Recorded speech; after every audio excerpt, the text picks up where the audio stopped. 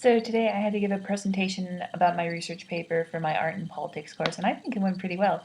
My paper was discussing Jean Singer Sargent's two paintings. One is called Gast, painted in 1919, and the other is called Some General Officers of the First World War, painted in 1920 to 22, I'm fairly certain. And it was cool. I'm kind of pleased with my topic. I was suggesting that if you look at the two pieces separately and analyze them, they're pieces of government propaganda. But if you compare them together, if you analyze them both together, they're kind of political critiques about the favoritism in the military. Well, not favoritism, but just kind of the class system in the military, and just kind of how that kind of worked out for the soldiers and officers.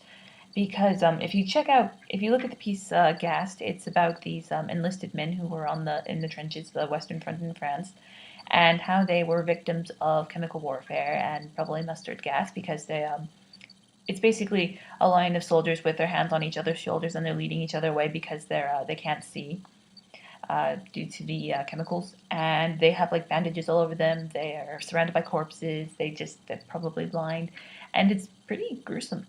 Um, and whereas the other painting, which was, it looks like a 17th century Dutch group portrait, and it's all these officers who are painted together, and frankly, they look uninjured. Like they were officers of the First World War, and they're older or middle aged. They don't look injured at all, and none of the older men are even holding canes or anything like that to kind of indicate that they may have been through some wear and tear, or just that they're kind of older and they need it. They look fairly well put together, frankly, compared to these guys from the trenches. The officers seem like they were perfectly fine compared to these enlisted men, and I my professor seemed to like it pretty well, and that like she thought that was a pretty good observation, well spotted. That felt really good to hear, and I'm kind of pleased with what I found because I had to do a bit of research about Sargent and particularly Gas because that was what I was going to do in the first place. But then it was suggested I try and go for the other one as well and do some research on that. And it was really fascinating, the results. Like, frankly, Sargent didn't seem too bothered by what he saw on the front because to paint this piece, he was commissioned by the Imperial War Museum, so he had to go to France on the Western Front to try and find a combination of American and English soldiers together to kind of suggest that suggest the budding alliance between the Americans and the Allies during World War One. And Sargent was complaining that he was having a hard time finding a group that he could paint. And then he found and he did a lot of sketches of soldiers doing all sorts of things. I think like trying to get food. They were in the hospital. All sorts of things. And finally, he came across this. Well, I think one of the things that they came across a group of men. Obviously, they were attacked and got struck by the chemicals, and so he decided to paint that. And the weird thing is, though, he didn't seem too bothered while he was on the front. He kind of complained that it was dirty, cramped, and just hard to find a subject matter. And it's like, did you not see what happened? I mean, I'm no scholar on like World War One or anything like that, but just he was on the Western Front in France. I mean, surely he would have seen some stuff like his sketches and his and the sources suggest. But he doesn't really seem to like. One source says that like seeing these guys who were got poisoned by the gas that really kind of stuck with him. But other sources kind of suggest he didn't really bother him.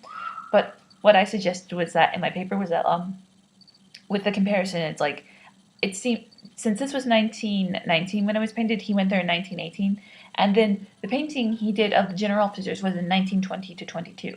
So this is kind of what I suspect, and this is kind of speculation more than anything. But he had, I think, two nephews. This is what I think I read somewhere. I'm pretty sure I read this. He had two nephews who enlisted in the war, and this is 1920 to the early 20s. So he's seen all of these enlisted men come back who've probably got PTSD, or missing limbs, or are dead. And maybe his nephews didn't quite suffer those same fates if they were so fortunate.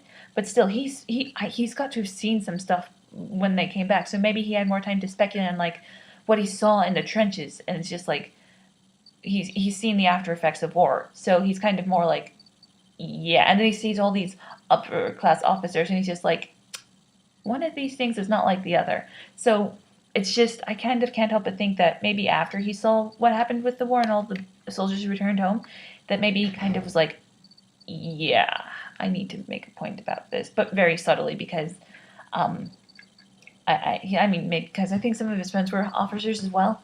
So, yeah, again, this is mostly speculation, but my professor seemed to like where I was going with it, so again, that felt pretty good, but I'm just, surely there must have been something to that, at least in my opinion.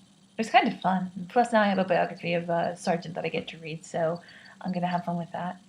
So, yeah, that's basically what I wanted to talk about today.